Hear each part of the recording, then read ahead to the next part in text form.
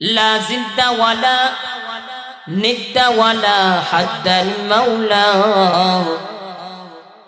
লা জিদ্দা ওয়ালা নিদ্দা ওয়ালা হাদ্দাল মাওলা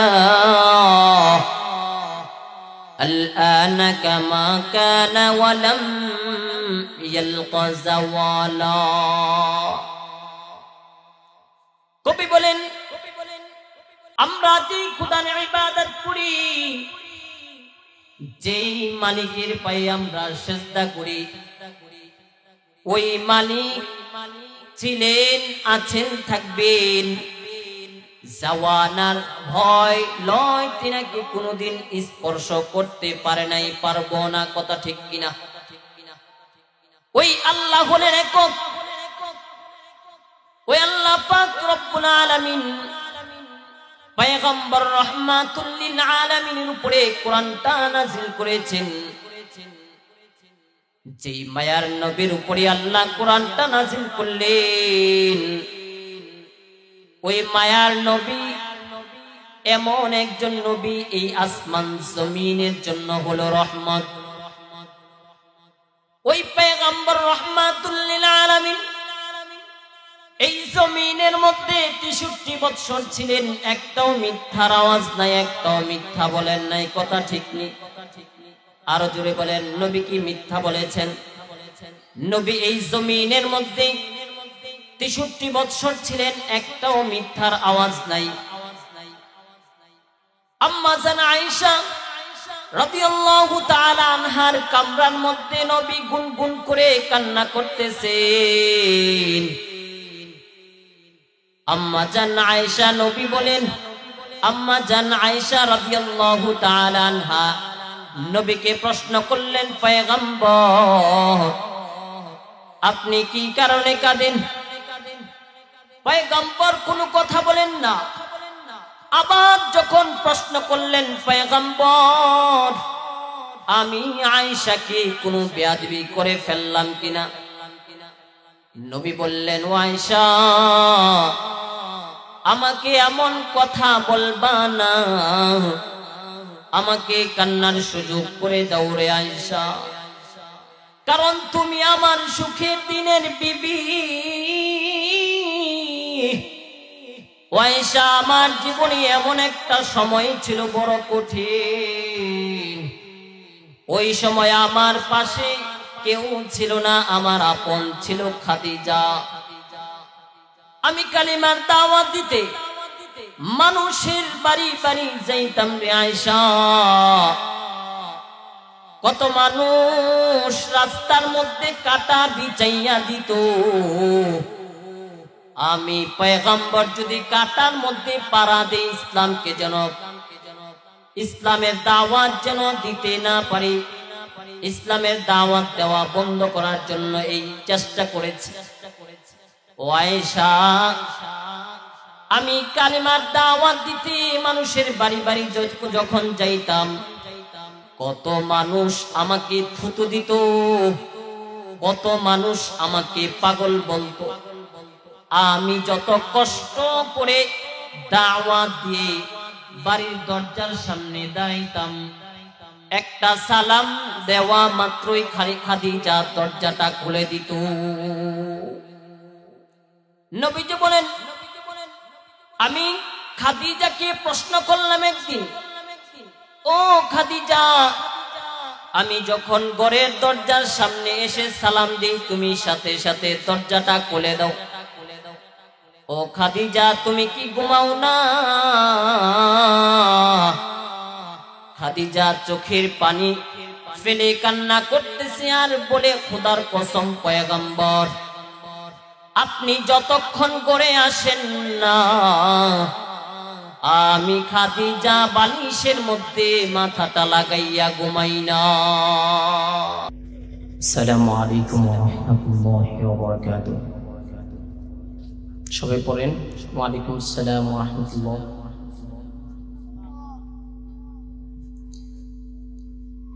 আপনারা সবাই আমার এলাকার মানুষ, আমার কাছে আজকে অনেক খুশি লাগতেছে আপনাদেরকে দেখি।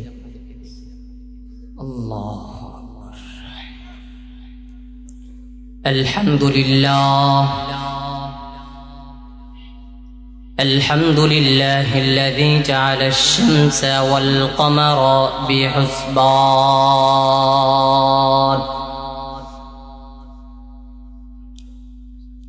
والنجم والشجر يسجدان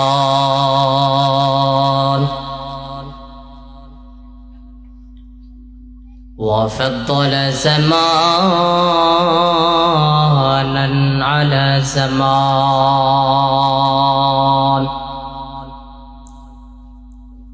كما فضل مكانا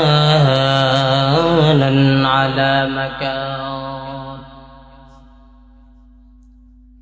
وإنسانا على إنسان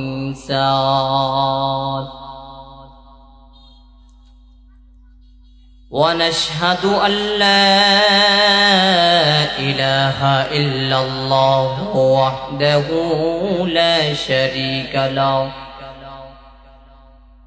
لا زد له ولا ند له ولا مثل له ونشهد أن سيدنا وسددنا وحبيب ربنا وطبيبنا وطبيب قلوبنا ومولانا محمدا عبده ورسوله صلى الله تعالى عليه وعلى آله وأصحابه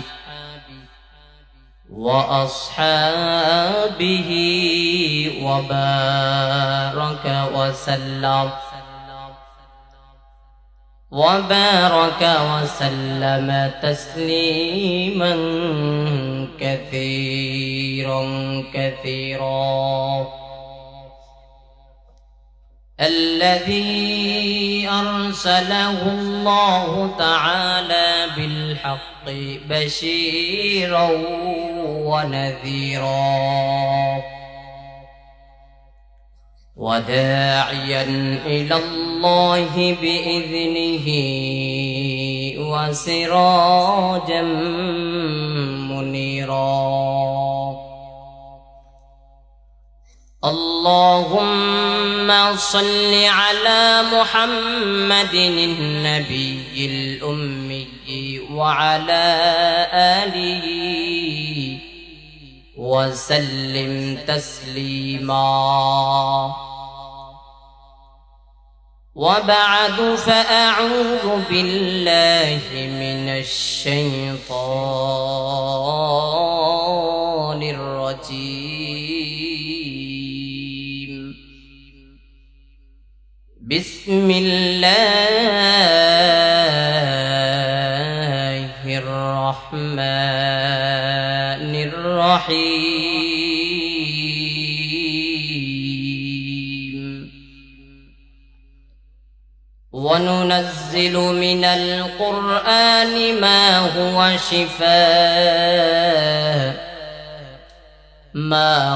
شفاء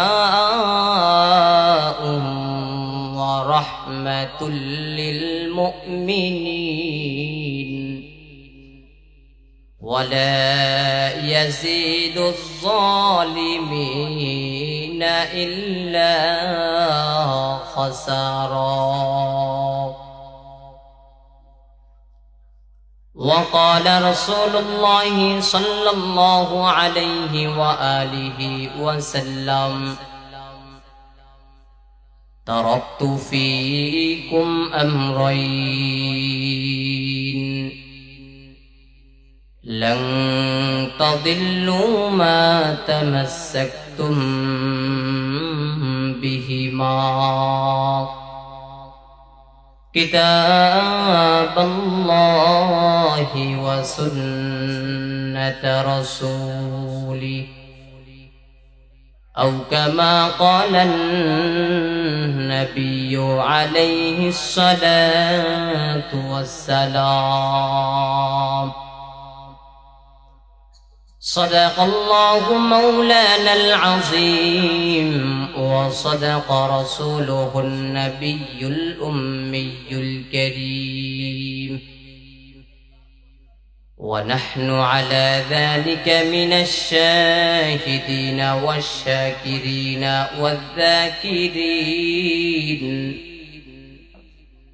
والحمد لله رب العالمين. شكري محبة الشهادة درود إبراهيم قريب. اللهم صل على محمد وعلى آل محمد كما صليت على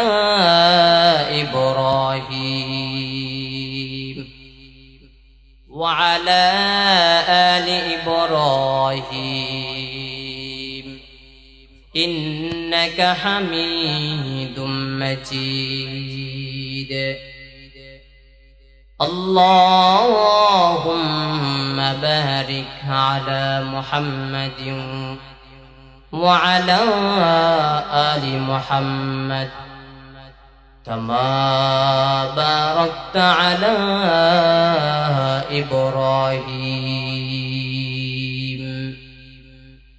وعلى آل إبراهيم إنك حميد مجيد.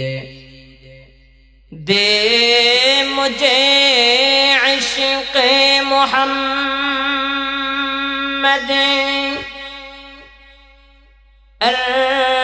محمد یوں میں گن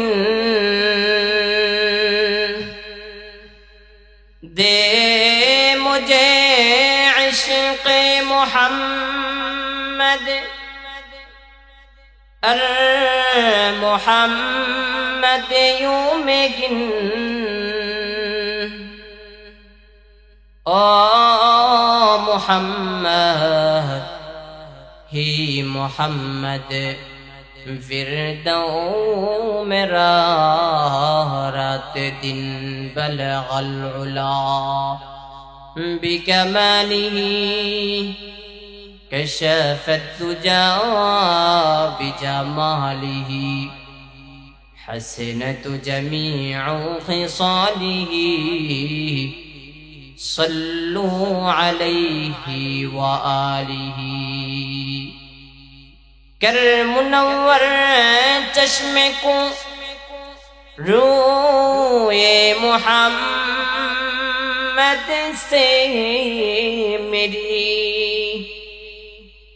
کر منور چشم کو روئے محمد سے میری، کر معطر روح کو روئے محمد سے میری، بلغ العلا بکمالہ كشف الدجى بجماله حسنت جميع خصاله صلوا عليه وآله. সকলে মহব্বতের সাথে একটু জিকির করি লা ইলাহা ইল্লাল্লাহ লা ইলাহা ইল্লাল্লাহ লা ইলাহা illallah la ilaha illallah la ilaha illallah la ilaha illallah muhammadur rasulullah sallallahu alaihi wasallam. Subhanaka la ilma lana إلا ما علمتنا إنك أنت العليم الحكيم. رب اشرح لي صدري ويسر لي أمري واحلل عقدة من لساني يفقهوا قولي निगाह मोमिन से तो बदल जाती है तकदीर निगाह मोमिन से तो बदल जाती है तकदीर ये बंदा की कुव्वत नहीं कुदरत का इशारा ये बंदा की कुव्वत नहीं कुदरत का इशारा ऐ मर्द खिरत तर्क मासी की जरूरत ऐ मर्द खिरत तर्क मासी की जरूरत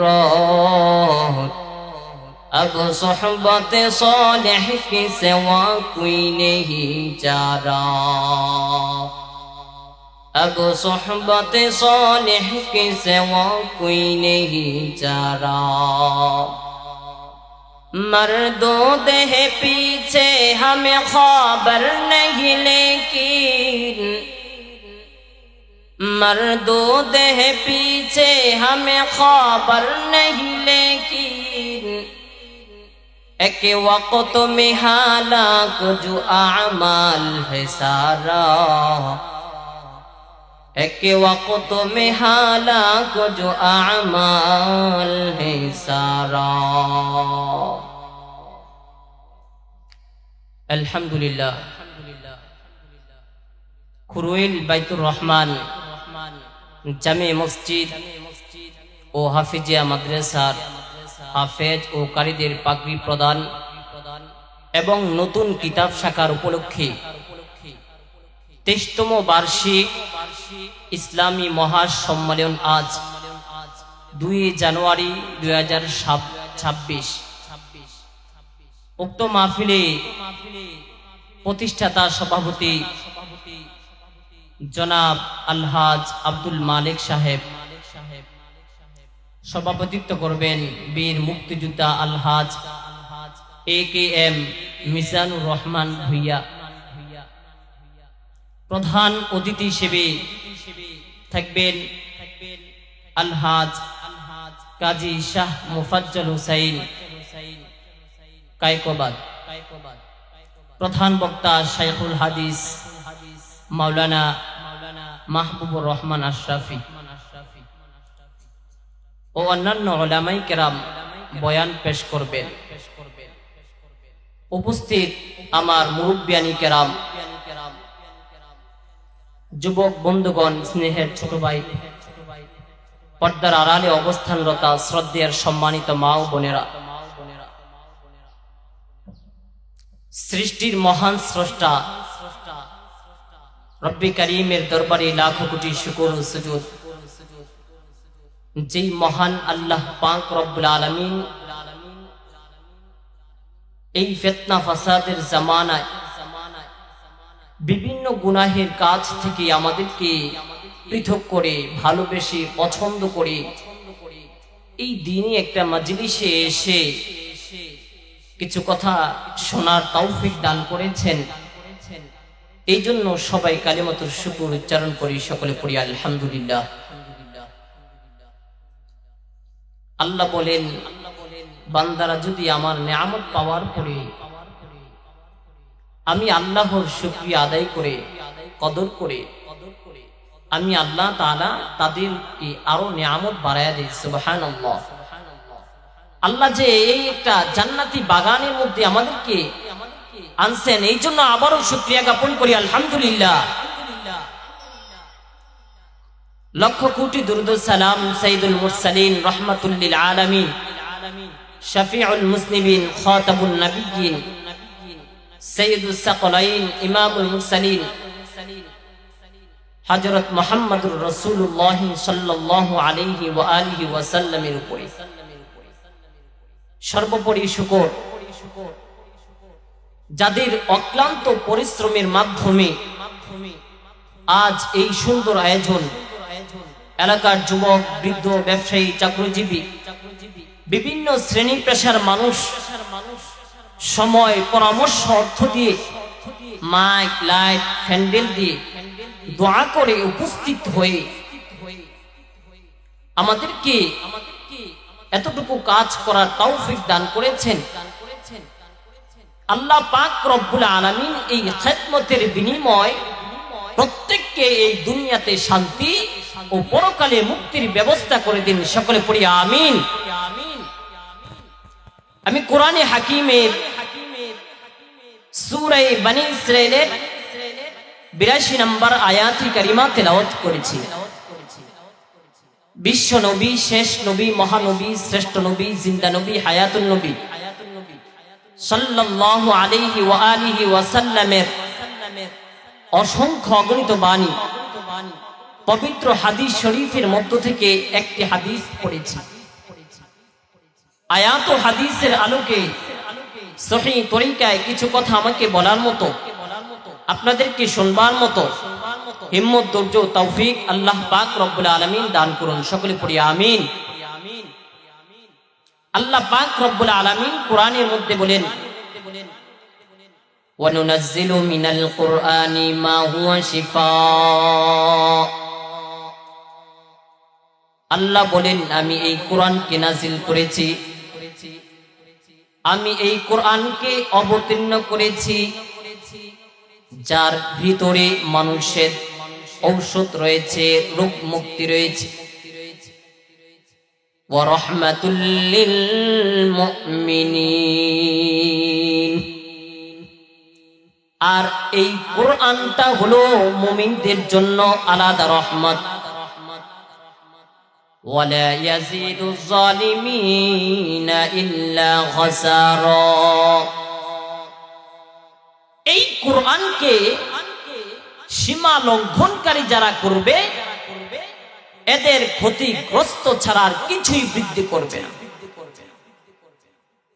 রাসূল আকরাম ফখরুল আলম নবীজি সাল্লাল্লাহু আলাইহি ওয়াসাল্লাম হাদিসের মধ্যে বলেন, তারাকতু ফীকুম আমরাইন লান তাদিল্লু মা তামাসসাকতুম বিহিমা কিতাবাল্লাহি ওয়া সুন্নাত রাসূলি। নবীজি সাল্লাল্লাহু আলাইহি ওয়াসাল্লাম বলেন, উম্মত, দুইটা জিনিস আমি তোমাদের মাঝে রেখে গেলাম। লান তাদিল্লু মা তামাসসাকতুম বিহিমা। কখনো তোমরা পথভ্রষ্ট হবে না, গোমরা হবে না, লাঞ্ছিত হবে না। উম্মত, আমার দুইটা জিনিসকে যদি তোমরা আঁকড়ে ধরো, এক নম্বরে কিতাবাল্লাহ, এক নম্বর আল্লাহ তাআলার কিতাব কুরআন, দুই নম্বর ওয়া সুন্নাত রাসূলি, দুই নম্বর হলো আমি রাসূলের আদর্শ যদি তোমরা আঁকড়ে ধরতে পারো, তোমরা কখনো পথভ্রষ্ট হবে না, গোমরা হবে না। আজকে যেই বিষয় নিয়ে কথা বলবো, কোরআনের মহত্ব, ভালোবাসা নিয়ে। আল্লাহ পাক রব্বুল আলামিন যেই কোরআনটা নাজিল করেছেন পয়গম্বর রাহমাতুল লিল আলামিনের উপরে, ওই আল্লাহ হলেন একক, অদ্বিতীয়। আল্লাহুল হাইয়ুল কাইয়্যুম। আল্লাহ হলেন চিরঞ্জীব, এই পৃথিবীর সংরক্ষণকারী। কবি বলেন সুবহানাল্লাহ। কেমন মায়ার নবী আল্লাহ আমাদেরকে দিলেন রে মুসলমান। নবী যে বলেন, আমি হেরা গুহায় গিয়া আল্লাহর সান্নিধ্যে সময় কাটাতাম। কত উঁচু পাহাড়, আমি তাকাইয়া তাকাইয়া দেখতাম আমার খাদিজা আমার জন্য ওই পাহাড়ের চূড়ায় নাস্তা নিয়ে হাজির হয়ে যাইতেন। এই খাদিজা আমার জন্য এত কষ্ট করছে রে আয়েশা। বলতেছিলাম কেমন একজন পয়গম্বর রাহমাতুল লিল আলামিন আল্লাহ তাআলা আমাদেরকে দান করলেন। যেই নবীর 63 বছরের জিন্দেগিতে একটাও মিথ্যা বলেন নাই। নবীজি বলেন আল্লাহ পাক পয়গম্বর রাহমাতুল লিল আলামিনের উপরে কোরআনটা নাজিল করলেন। আল্লাহ বলেন শিফা, ঔষধ হিসাবে বান্দা আমি কোরআনটাকে নাজিল করলাম। তো এই কোরআনের ঔষধ কারা কারা নিবে আল্লাহ তাও বলে দিয়েছেন। এই দুনিয়ার সবাই রোগী, অসুস্থ রোগী, বেঈমানে না ঈমান নাই তারা অসুস্থ রোগী। মুসলমান মুমিনদের মাঝে যাদের নামাজ নাই, রোজা নাই, পর্দা নাই, হালাল ও হারামের কোনো ভেদাভেদ নাই, তারা অসুস্থ রোগী। এবার আসুন যারা একটু লেবাস ছড়া, যেমন আমি, মাথায় টুপি দাড়ি সব ঠিক আছে, এখন যদি আমার নিজেকে নিজে আমি যদি বলি আমার মতো বড় আর কেউ আছে, এটা অহংকারী হবে, এটা কবিরা গুনাহ। অন্যের কল্যাণ সহ্য করে নিতে পারি না, এটা কবিরা গুনাহ। মোবাইল নিয়ে যদি মিথ্যা বলি কবিরা গুনাহ। কেননা এই সব রূপগুলো তো দেখা যায় না। এই জন্য আল্লাহ বলেন শিফা, ঔষধ হিসাবে আমি আল্লাহ তাআলা এই কোরআনটাকে নাজিল করলাম। সুবহানাল্লাহ পড়েন। মুফাসসিরিনে কেরাম বলেন এই কোরআনটা রূহের জন্য যেমন ঔষধ, ঠিক তদ্রূপ এই কোরআনটা শরীরের রোগের ঔষধ। ডাক্তার সাহেব অনেক রোগীকে ডাক্তার ফিরে দেয়, ও সন্তান যা খেতে চায় তোমার বাবাকে খাওয়ায় দাও, আর তোমার বাবা বাঁচবে না, বাড়িতে নিয়ে যাও। সন্তান বাড়িতে বাবাকে রেখে মসজিদের বারিন্দায় এসে কান্না করতেছেন। ইমাম সাহেব যখন মসজিদের বারান্দা দিয়া মসজিদে ঢুকতেছেন, বারান্দার দিকে তাকাইয়া দেখেন এক গোলাম কান্না করতেছে। ইমাম সাহেবের দয়া হলো, কিরে বাবা কি হয়েছে, এদিকে আসো, কান্না করো কেন? বলে হুজুর আব্বাকে ডাক্তারের কাছে নিয়ে গেলাম, ডাক্তার এখন রিপোর্ট দিল বাবা নাকি আর বাঁচবে না। ইমাম সাহেব বললেন নেও একটা গ্লাস পানি নিয়ে আসো। আর এই পানি যখন এনে ইমাম সাহেবকে দিলেন, ইমাম সাহেব পানি পড়ে কোরআন পড়ে পানিতে দুম দিলেন, ফুঁক দিয়া দিলেন। আর এই পানি যখন রোগীকে পান করানো হলো, রোগী এই পানি পান করে সুস্থ হয়ে গেছেন। এইরকম বহু ঘটনা উলামায়ে কেরামের জানা আছে। এই কোরআনের বরকতে আল্লাহ তাআলা রোগীকে সুস্থ করে দিয়েছেন। সুবহানাল্লাহ পড়ে। কোরআন কত দামি একটা সম্পদ আল্লাহ আমাদেরকে দিয়েছেন। আপনারা দেখবেন ফার্মেসিগুলোর মধ্যে ঔষধগুলো সুন্দরভাবে সেটিং করা আছে, জানানো আছে। আচ্ছা বলেন তো, এরপরেও কি নিজে নিজের ইচ্ছা মতো ওষুধ কি সেবন করা যাবে? বলেন, নিজে নিজের ইচ্ছা মতো ওষুধ সেবন করা যাবে? ডাক্তারের প্রেসক্রিপশন নিতে হবে, পরামর্শ নিতে হবে। ঠিক তদ্রুপ ইসলামের ডাক্তার হলো 4 দল, 4 জন না 4 দল, মানে এক দলের লোক বেশি। আবার এই 4 দল যে ডাক্তার, এরাও এক সময় ছিল দুর্বল, অসুস্থ। এদেরকে সুস্থ করেছেন, সবল করেছেন কে? আল্লাহ। এমন সবল করেছেন এদের আর কোনো রোগ হবে না। এরা এবার উম্মতের ডাক্তারি করবে। আল্লাহ বলেন وَمَن يُطِعِ اللَّهَ وَالرَّسُولَ فَأُولَئِكَ مَعَ الَّذِينَ أَنْعَمَ اللَّهُ عَلَيْهِم مِّنَ النَّبِيِّينَ وَالصِّدِّيقِينَ وَالشُّهَدَاءِ وَالصَّالِحِينَ ওয়া হাসুনা উলাইকা রাফিকা। আল্লাহ বলেন, বান্দা আমি তোমাদের জন্য 4 দল মুরব্বি পাঠায়া দিলাম, তোমাদের জন্য বন্ধু পাঠায়া দিলাম, এরা হলো তোমাদের আপন বন্ধু। 1 নম্বরে নবীগণ, 2 নম্বরে সিদ্দিকগণ, 3 নম্বরে শহীদগণ, 4 নম্বর হলো সালেহগণ। আল্লাহ বলেন, বান্দা আমি আল্লাহ তাআলার কোরআনের দেওয়া ঔষধ যদি তোমরা সেবন করে নাও, তাহলে দুনিয়ার জিন্দেগিটাও তোমাদের কল্যাণময় হবে, পরকালেও তোমরা জান্নাতের মেহমান হয়ে যাবে। সুবহানাল্লাহ পড়েন। এই কোরআন এত দামি একটা কিতাব,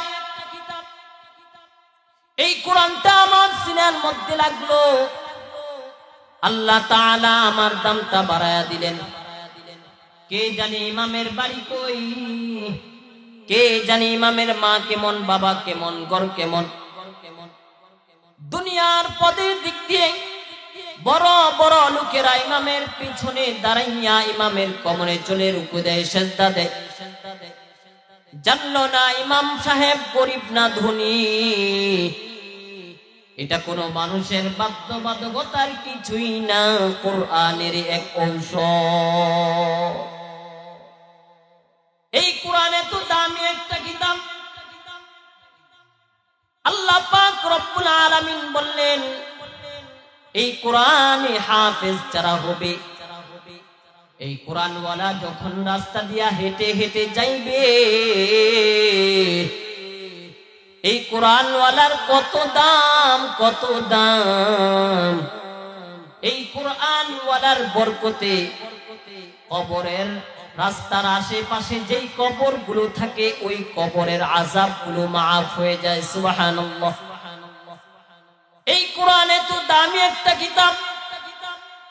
এই কোরআন যারা পড়বে, ওই হাসরের দিন একজন কোরআনে হাফেজ যারা হবে, তাদের বাবা মাকে আল্লাহ তাআলা আরশের ছায়ার নিচে বসাইবেন।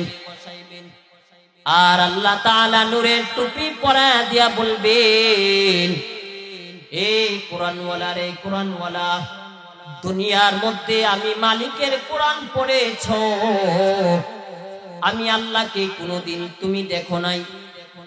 বান্দা তুমি জানোনি, তুমি যখন কোরআনটা পড়েছো, আমি মাওলা কুদরতি কান লাগিয়ে শুনেছি। ও বান্দা, তুমি যখন কোরআনটা পড়েছো, আমি মাওলার সাথে তুমি কথা বলেছো। সুবহানাল্লাহ। ওই হাসরের দিন আল্লাহ পাক রব্বুল আলামিন একজন কোরআনে হাফেজকে বলবেন, ইউকালু লি সাহিবিল কুরআন ইকরা ওয়ারতাকি ওয়ারাতিল কামা কুনতা তুরাতিলু ফিদ দুনিয়া ফাইন্না মানজিলাকা ইনদা আখিরি আয়াতিন তাকরাউহা। হাসরের দিন আল্লাহ বলবেন, বান্দা কোরআন পড়ো, একটা আয়াতের বিনিময় আমি আল্লাহ তাআলার কোরআনের মধ্যে 6666টা আয়াত আছে। এক একটা আয়াত পড়বা, তুমি 6666 তালার উপরে উঠে যাবা। সুবহানাল্লাহ। কোরআন কত দামি। আল্লাহ তাআলা কোরআন যারা শিখবে, কোরআনওয়ালার বাবা মাকে দুনিয়ার মধ্যেও আল্লাহ তাআলা ইজ্জত দিবেন, আখিরাতেও আল্লাহ তাআলা তাদেরকে জান্নাত দিবেন। সুবহানাল্লাহ পড়েন। এই কোরআন কত একটা দামি কিতাব। আল্লাহ বলেন, আলিফ লাম মিম যালিকাল কিতাবু লা রাইবা ফীহি لا ريب فيه هدى للمتقين। আল্লাহ বলেন, এটা এমন একটা কিতাব, যেই কিতাবের মধ্যে লা রাইবা ফীহি, কোনো সন্দেহ নাই, হুদাল লিল মুত্তাকিন, আর এই কোরআনটা হলো মুমিনদের জন্য, মুত্তাকি যারা পরহেজগার হবে তাদেরকে জান্নাতের পথ দেখাইবে। অখরোয়েল এলাকার মুসলমান, এই কোরআনটা যারে ধরছে তারে জান্নাতের গোড়ায় নিয়ে গেছে। আবার এই কোরআনের সাথে যারা বেয়াদবি করেছে ওই বান্দা দুনিয়ার মধ্যে আল্লাহ তাআলা তাকে চূড়ান্ত ধ্বংস বানায় দিছে। এই কোরআন কত মুজিজা! হযরত ওমর ফারুক রাদিয়াল্লাহু তাআলা আনহু রাস্তা দিয়া তরবারি নিয়ে দৌড়াচ্ছে, মেজাজটা গরম, তরবারি নিয়ে দৌড়াচ্ছে। রাস্তার মধ্যে এক গোলামের সাথে সাক্ষাৎ হয়ে গেল। ওই যুবক ডাক দিয়া কয়, এ ওমর, এই তরবারি লইয়া কই দৌড়াইয়া যাচ্ছ? ওমর বলে, আমি মুহাম্মদের কল্লা কাটার জন্য যাচ্ছি। আবু জাহেল ঘোষণা দিয়ে দিছে, আমি যদি মুহাম্মদের কল্লাটা আনতে পারি 100 লাল উট পুরস্কার দিবে। ওই যুবক ডাক দিয়ে কইরে, ওমর, তুমি তোমার ঘরের খোঁজ খবর নিছুনি, তোমার বোনের খোঁজ খবর নিছুনি ওমর? ওমর বলে, না না, কি হয়েছে আমাকে বলো। বলে, তোমার আপন রক্তের বোন ফাতেমা কালিমা পড়ে মুসলমান হয়ে গেছে, তোমার খবর নাই। ওমর এই কথা শোনা মাত্রই মেজাজটা গরম হয়ে গেছে। ওমর বলে, আমি মুহাম্মদের কল্লা পড়ে আনবো, আগে আমার বোনের সাইজ করা দরকার। ওমর এবার তরবারে নিয়ে উল্টা বোনের বাড়ির দিকে রওনা হয়ে গেল। দৌড়াইয়া বোনের বাড়ির দরজার সামনে দাঁড়াইয়া নক করলো। ওমরের বোন দরজা খুলে দেখে ওমর ভাই আসছে। ওমর ঘরের মধ্যে ঢুকে বোনকে বলে, তুই নাকি বিধর্মী হয়ে গেছ, মুসলমান মুহাম্মদের কাছে কালিমা পড়েছ। বোন কোনো কথা গোপন করে না, সব ওপেন করে বলতেছে, ভাইজান, হ্যাঁ আমি মুহাম্মদ পয়গম্বরের কাছে কালিমা পড়ে মুসলমান হয়ে গেছি রে ভাই। ওমরের এই কথা শুনে মাথাটা আরো গরম হয়ে গেল, তাড়াতাড়ি কালিমা ফিরিয়ে দে। বোন কয়, ভাই, যেখানে কালিমার মোহাব্বত ঢুকানো সেখান থেকে আর বের হবে না। ওমর রাগান্বিত হইয়া কুশির থেকে তরবারিটা বের করে তরবারির উল্টা পিঠ দিয়া বোনের শরীরের উপরে আঘাত শুরু করে দিল। এত আঘাত করলো, বোন এক পর্যায়ে সহ্য করতে না পেরে জমিনের মধ্যে পড়ে গেল। বোন রক্ত জমিন লাল হয়ে গেল। বোন মায়ের নামক ডাক দিয়া কই, রে ভাই, আমি আর সহ্য করতে পারি না রে ভাই, তুমি তাকাইয়া দেখো, আমার শরীরের সব রক্ত বের হয়ে যাচ্ছে।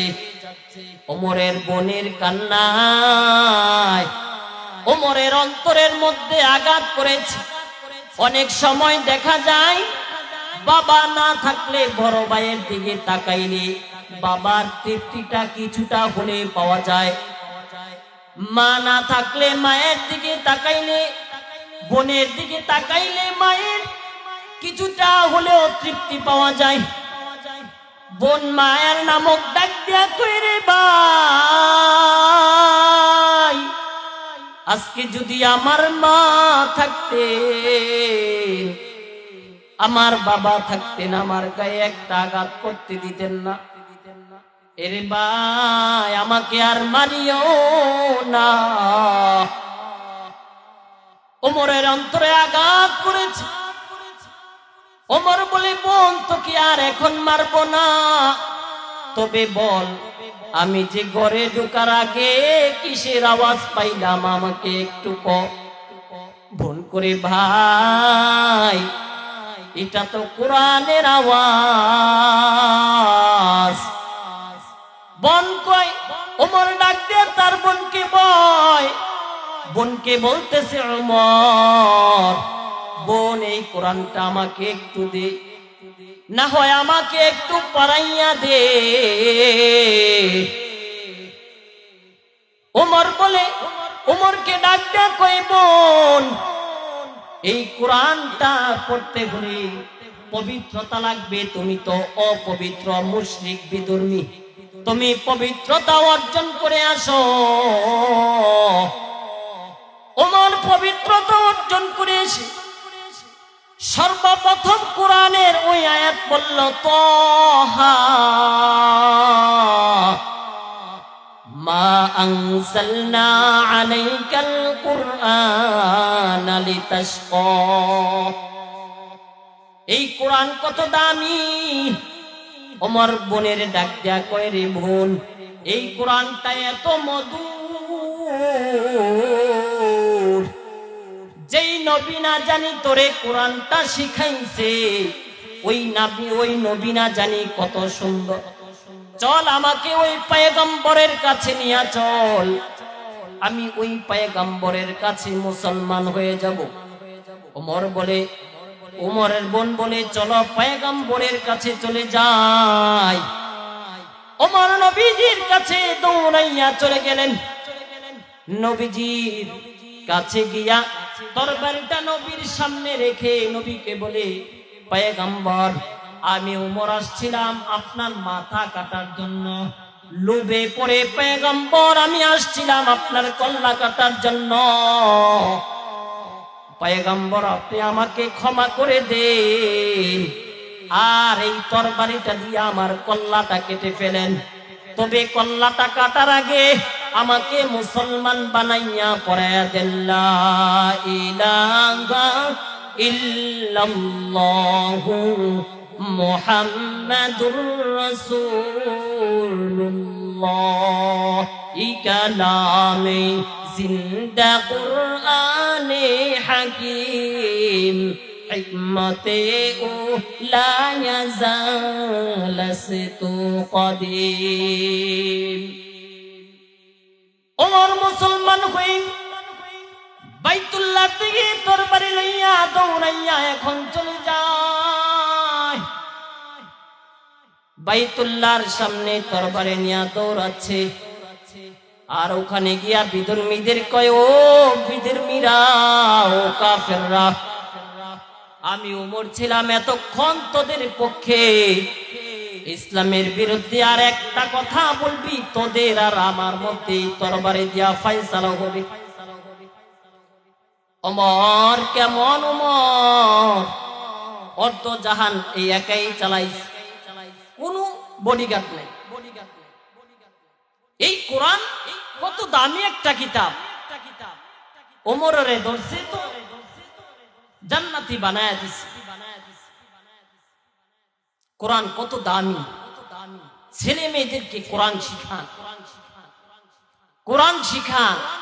দুনিয়ার মধ্যেও আল্লাহ তাআলা ইজ্জত দিবেন, খোদার কসম ইজ্জত দিবেন, মৃত্যুর পরেও আপনি জান্নাত পাবেন। ওই হাসরের দিন বলেছি আল্লাহ তাআলা কঠিন অবস্থা হবে, মানুষগুলো বেকরার হয়ে যাবে, সূর্যের তাপে সূর্যগুলো চলে আসবে মাথার আধা হাত উপরে, সূর্যের তাপে জমিনটা তামা হয়ে যাবে, মানুষগুলো দৌড়াদৌড়ি শুরু করে দিবে। ওই মুহূর্তে আল্লাহ তাআলা যারা কোরআনের বাবা মারা হবে, আল্লাহ তাআলা আরশের ছায়ার নিচে বসাবে। একটা সন্তানকে কোরআন শিক্ষা দিয়েছেন। আর বাবা মা থাকলে বাবা মার খেদমত করেন, যুবক ভাইয়েরা বাবা মার খেদমত করেন, মুরব্বীদের সাথে কোনোদিন বেয়াদবি করবেন না। আমার এই তিনটা উপদেশ যদি যুবকরা গ্রহণ করতে পারেন, আপনার জীবন হবে একটা গোলাপ যেমন দেখতে সুন্দর, ঠিক তদ্রূপ আপনার জীবনটা হয়ে যাবে এমন। আপনি ডক্টর হন, ইঞ্জিনিয়ার হন, উকিল হন, ব্যারিস্টার হন, সাংবাদিক হন, যাই হন না কেন, আপনি যদি আমার এই তিনটা উপদেশ গ্রহণ করতে পারেন, আপনার জীবন হবে একটা ফুলের মতো, যেমন দেখতে সুন্দর এমন হয়ে যাবে। এক নাম্বার, কোনদিন বাবা মার সাথে বেয়াদবি করা যাবে না। বাবা মায়ের খেদমত করবেন। যাদের বাবা মা দুনিয়ার মধ্যে নাই, তাদের জন্য হাত উঠাইয়া দোয়া করেন, রব্বির হামহুমা কামা রব্বায়ানি সগীরা। দুই নাম্বার উপদেশ, কোনদিন মুরব্বীদের সাথে, শিক্ষকের সাথে বেয়াদবি করা যাবে না। জীবন ধ্বংস হয়ে যাবে। মুরব্বীদের সাথে বেয়াদবি করছেন তো, বলার আগেই আল্লাহ ধ্বংস করে। তিন নাম্বার উপদেশ হলো আলেমদের সাথে, এক নাম্বার বাবা মায়ের সাথে বেয়াদবি করা যাবে না। দুই নাম্বার মুরব্বীদের সাথে করা যাবে না বেয়াদবি। তিন নাম্বার উপদেশ হলো সমাজের সবাইকে নিয়ে মিল মহাব্বতের সাথে চলবেন, তাহলে সমাজ হয়ে যাবে স্বর্ণের মতো। মানুষ সবাই আনন্দের সাথে একসাথে কাঁধে কাঁধ মিলিয়ে চলবে। বাবা মায়ের খেদমত করতে হবে। হযরত ওয়াইস করুনী রাহমাতুল্লাহি আলাইহি, তিনি নবীর যুগ পাওয়ার পরেও সাহাবী হতে পারেন নাই। কারণ কি? নবীর কাছে পত্র লিখলেন, পয়গম্বর, আমার আম্মা জান খুবই বৃদ্ধা, অসুস্থ, মায়ের খেদমতের দায়িত্ব আমার। নবী চিঠির জবাব দিয়া বললেন, ওয়াইস করুনী বলতেছেন, পয়গম্বর, আমার খুব ইচ্ছা আপনার কাছে এসে বায়াত গ্রহণ করব, আমি কালিমা পড়ব, আপনার সাহাবী হব, আমার খুব মনটা চায়, কিন্তু পয়গম্বর, আমার মা বৃদ্ধা, অসুস্থ, আমার মাকে দেখার দায়িত্ব আমার। নবীজি চিঠির ওই পৃষ্ঠার মধ্যে লিখে দিলেন, ওয়াইস করুনী, তুমি তোমার মায়ের খেদমত করো, তুমি আমার কাছে আসার কোনো প্রয়োজন নাই, তুমি মায়ের খেদমত করো। মায়ের খেদমত করতেছেন। নবী বিদায়ের আগ মুহূর্তে হযরত ওমর ফারুক রাদিয়াল্লাহু তাআলা আনহুকে বলে গেলেন, হে ওমর, আমার বিদায়ের পরে ওই ইয়ামান থেকে ওয়াইস করুনী মদিনাতে আসলে ওই ওয়াইস করুনীকে দিয়ে তোমরা দোয়া করাইও, কারণ তার দোয়া আল্লাহ তাআলা কবুল করে নিবে। ওমর রাদিয়াল্লাহু তাআলা আনহু ইয়ামান থেকে যত কাফেলা আসে মদিনার মধ্যে, সব কাফেলা খুঁজতেছে, কিন্তু পাচ্ছে না। অনেকদিন যাওয়ার পর খবর আসলো, ইয়ামান থেকে মদিনার মধ্যে একটা কাফেলা আসছে। ইয়ামান থেকে যে কাফেলা আসছে, ওইটার মধ্যে ওয়াইস করুনী নামক লোক আসছে। নবী আগে থেকেই বলে দিয়েছেন তার সবকিছু ব্যাপার সম্পর্কে। এসে ওমর রাদিয়াল্লাহু তাআলা আনহু ওয়াইস করুনীকে বলে, ওয়াইস করুনী, তুমি আমাদের জন্য দোয়া করো। ওয়াইস করুনী চোখের পানি ছেড়ে বলেন, আপনি তো রাসূলের জালিলুল কদর সাহাবী, 10 জনকে আল্লাহ তাআলা দুনিয়ার মধ্যে জান্নাতের সার্টিফিকেট দিলেন, আপনি তো দ্বিতীয় নাম্বার, আপনি আমাদের জন্য দোয়া করবেন, আর আপনি আমার কাছে এসে দোয়া চাচ্ছেন। পয়গম্বর আমার কাছে বলে গেছে আপনার কাছ থেকে দোয়া নেওয়ার জন্য। ওয়াইস করুনী চোখের পানি ছেড়ে বলতেছে, কেমন মায়ার নবী, আমাকে কত ভালোবাসতেন, মহাব্বত করতেন। এই যে এত যে দাম দুনিয়ার মধ্যে, যে এত দামই বাড়ায় দিলেন কেন? মায়ের খেদমতের কারণে। আমারও মা নাই, আমার মায়ের জন্য দোয়া চাই। একটা গজল শিখছি, জীবনে মোর কষ্ট মায়ে প্রসব বেদনায়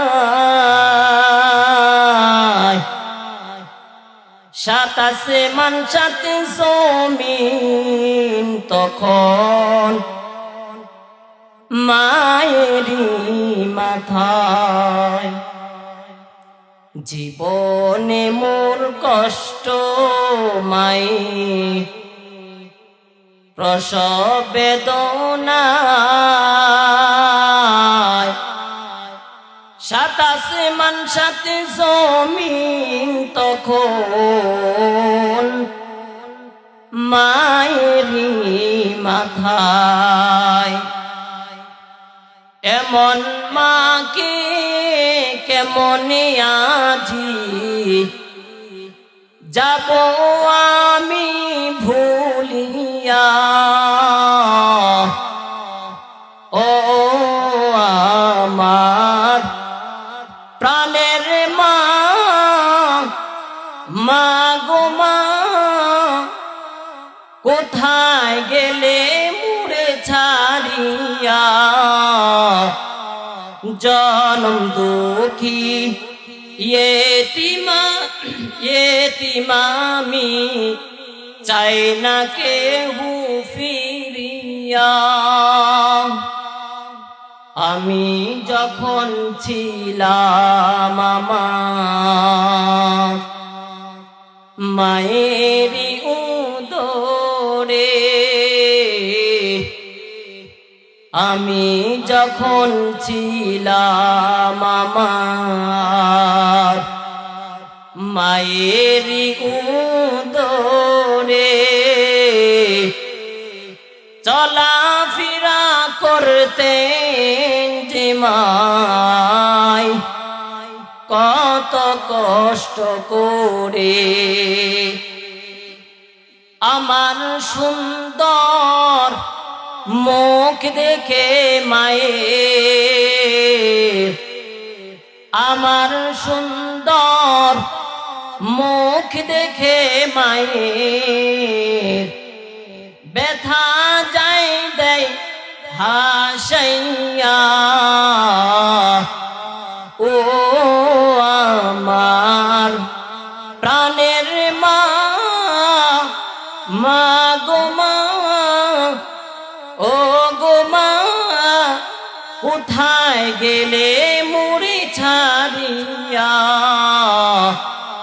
জনম দুঃখী এতিমামি চায় না কেহু ফিরিয়া।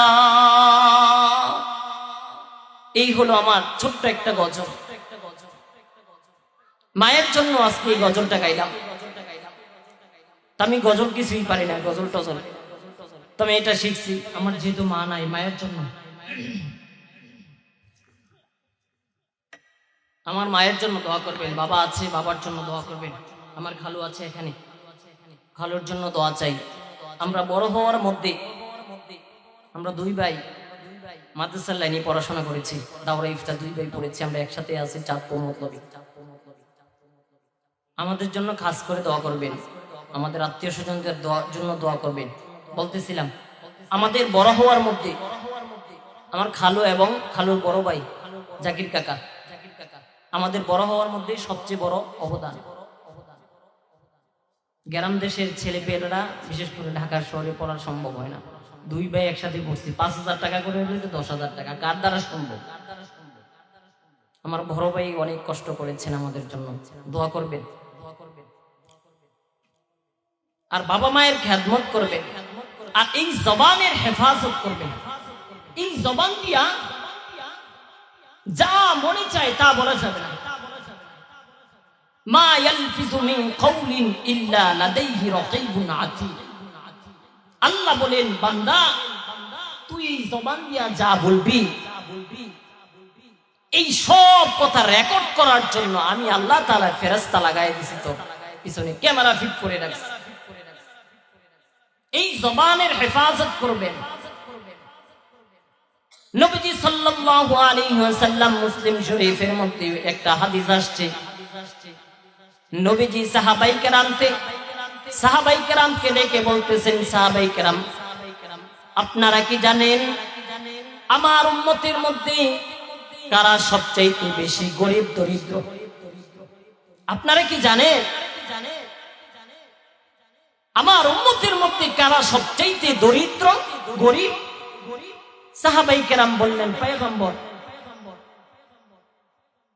আপনার উম্মতের মধ্যে তো তারাই সবচাইতে বেশি গরিব যাদের সম্পদ নাই, টাকা পয়সা নাই, আমরা তো তাদেরকেই গরিব বলি। পয়গম্বর বলেন, না, আমার উম্মতের মধ্যে তারাই সবচাইতে বেশি গরিব ওই হাসরের দিন পাহাড় পরিমাণ নেকি নিয়া আমি আল্লাহর সামনে দাঁড়াবে আর বলবে, আল্লাহ আমাকে জান্নাত দাও। কিসের বিনিময়ে তুই জান্নাত চাস? এই যে দেখো পাহাড় পরিমাণ নেকি। তাকায়া দেখবে একদিক থেকে লোক এসে বলতেছে, আল্লাহ এই দুনিয়ার মধ্যে এই লোকটা আমাকে গালি দিয়েছে।